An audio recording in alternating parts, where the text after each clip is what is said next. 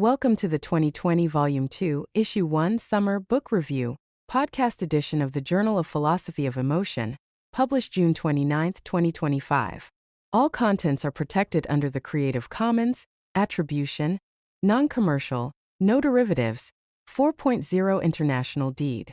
For figures, citations, notes, and references, please refer to the printed articles at www.jpeonline.org. Book Review. Table of Contents.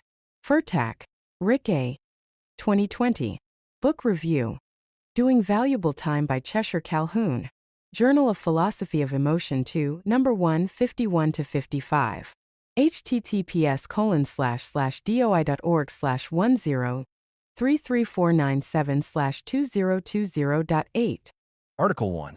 Doing Valuable Time by Cheshire Calhoun. By Rick A. Furtak.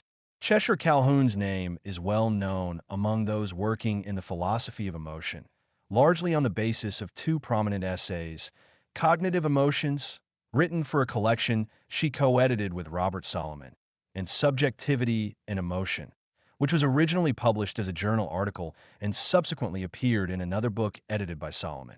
In the former, Calhoun develops the notion of a dark cognitive set as the dispositional background that is relevant to emotional responses, and which includes tacit biases and unconsciously held intellectual attitudes, which if articulated would not be endorsed by the moral agent.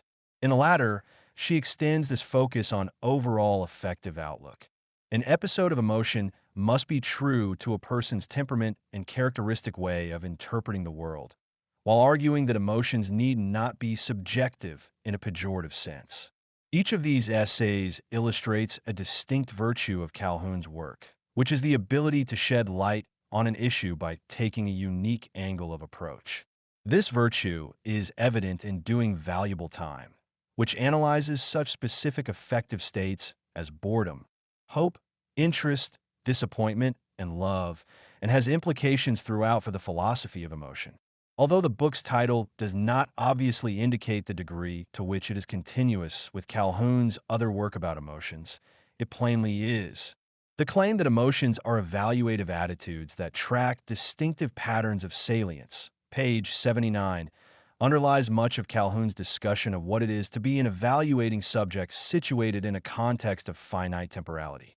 A normative outlook, page 44, which is above all an ongoing pattern of making effective evaluations about what we take to be worthwhile, is what must govern and guide our lives in order for them to be meaningful. Opposing the Aristotelian notion that the best life is maximally dominated by the most objectively valuable activity, as well as the views of such philosophers as Susan Wolf and Thaddeus Metz, Calhoun argues that crowding out a plurality of less valuable activities in order to devote all of your time to the most agent-independently valuable activities may not be the most meaningful way of living. Page 26. Furthermore, for any moral agent, there are inevitably some choice-worthy pursuits which are not part of our life at all. Page 36. Why is this? According to Calhoun, we can dispassionately judge that something is worth doing without therefore being moved to do it ourselves. It may be valuable for some human agent, but not for us in particular. One can, in other words, acknowledge that golf is a worthy activity without allowing it to become part of the meaning of one's own life. Within a finite existence, we cannot afford to engage in every objectively valuable activity. So we need a notion of what is valuable for me to be distinguished from what has agent-independent value. However, there is still room for objectivity on Calhoun's account. One of the things that allows me to find an activity worth doing is that I think there are reasons for anyone to do it, page 33, even if assessments of meaning are fundamentally subjective, in that they appeal to the individual's own reasons for spending her life's time the way that she does, page 40. Baseball may have an intrinsic beauty and intricacy that is intersubjectively available to be discovered, even if it is unlikely to be appreciated by those who lack an acquaintance with the game. At the same time, I can give a more personal, idiosyncratically biographical account of why baseball matters to me. Calhoun's theory captures both of these intuitions about value. Unlike moral philosophers, according to whom all rational agents would ideally converge upon the same values, Calhoun, in doing valuable time, makes room for a variety of different persons with differing normative frameworks. These are shaped by external contingencies as well as native inclinations, and do not originate in an impartial survey of all that is worth caring about. It thus makes sense to speak of different styles of inhabiting time, depending, for instance, on whether one prefers the future to be more or less open-ended, page 116. And these could be equally well portrayed as different effective styles. Calhoun, at her best, is pluralistic about the range of evaluators who might have normatively reasonable outlooks, although she sometimes betrays where her own preferences lie. For example, she is loath to praise those who are especially disposed to prize things and to seek familiarity, so her readers are offered some apparently reductive biological and social reasons why this kind of outlook is likely to be favored by many. Page 114. No such deflationary explanations are given for normative styles toward which Calhoun herself happens to be partial. Regardless of what our emotional orientation may be, it will include some activities we find to be worth doing for their own sake, and time spent on these Calhoun describes as primary spending, page 14. Intrinsically valuable pursuits, however, may involve some expenditures of time that are not worthwhile ends in themselves. Time used on these she calls entailed spending. Page 16, this would include the way that being a good parent, an eminently worthy aim, might nonetheless be a job that leads us to spend many hours watching low-skill dramatic and athletic performances or partaking in even less inherently valuable tasks. And she emphasizes the importance of focusing not only on whether we have meaningful long-term pursuits, but also on whether or how often we are spending our time meaningfully. Even within a life that is devoted to choice-worthy endeavors, we can end up expending most of our time on entailed activities that we don't value for their own sake, and that we even find boring. Page 171.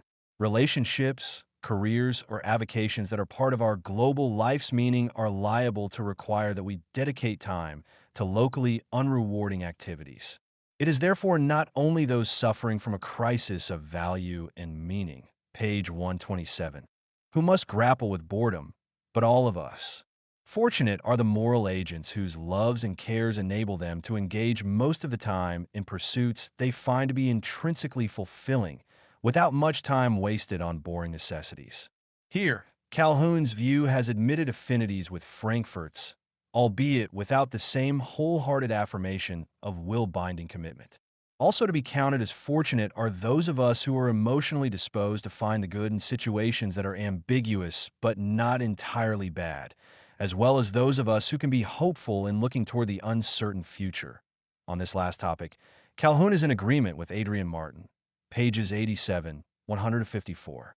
Moreover, the good fortune to which I refer is not only a matter of being lucky enough in one's circumstances to be relatively free in choosing one's own pursuits. It also means not suffering from inward obstacles to free and emotionally animated agency. The prospect of encountering such internal obstacles is what prompts Calhoun to call attention to the motivational paralysis that takes place in depression, pages 46, 54 to 55. The lack of possibilities experienced by depressed subjects is described by Calhoun as a loss of interest in their future, in which they are no longer moved to deliberate, choose, and act, page 3. She designates the depressed person's lack of interest in the activities that he or she normally finds fulfilling as an estrangement from his or her own normative outlook, 56.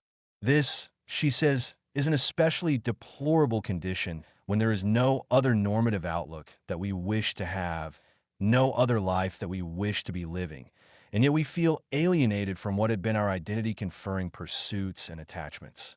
We are then apt to feel empty, like a shadow of ourselves, pages 59 to 60, as we hold our normative outlook only in a bloodless, intellectual way that is detached from our perceptual, desiderative, and emotional experience, page 58. Calhoun considers yet rejects the notion that such effectively felt alienation from our evaluative framework must be a sign that we do not actually value what we say we do, or that our true values are different from the ones we overtly profess, when individuals are obviously repressing strong and persistent desires. There is prima facie reason to suspect that the repressed desires may be more indicative of the person's true normative outlook than are the person's avowals. The situation is otherwise, however, in cases where a person loses interest in her normative outlook, but in the absence of any evidence that some strong, persistent, and more identity-defining desires are being repressed. Page 61 to 62. Curiously enough, in one of the numerous literary examples that enrich Calhoun's discussion, namely Michael Cunningham's novel The Hours, a character viewed by Calhoun as illustrating the lack of any other normative outlook than the one from which she is alienated would seem to be more obviously an instance of a person with other, perhaps repressed, evaluations. We know this because she eventually abandons her current way of life and pursues a quite different path, which engages her emotionally as her old life did not.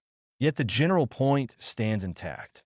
One could feel estranged from one's evaluative framework without being drawn to another one.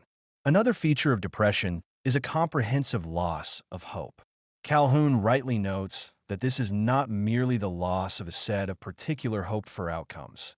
Instead, she appeals to the idea of a phenomenological idea of the future, which is largely unreflective and not readily available to consciousness, yet which shapes our awareness and has a qualitative character, an effectively latent sense of what it's like, in other words. To see the future as amenable to meaningful action and to live forward in light of this basal hopefulness. Pages 72 to 74.